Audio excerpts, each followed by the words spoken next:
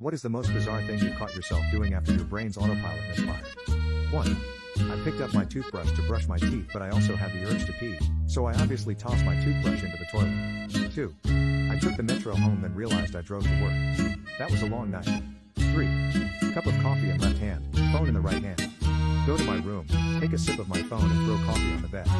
4. I sat there at an intersection in suburban Palo Alto at 11 p.m., patiently waiting for the stop sign to change. 5. Rubbed aftershave in my hair and put gel on my face.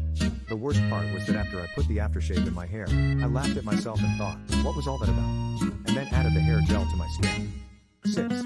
Was jogging late at night. A guy reached out his hand in front of me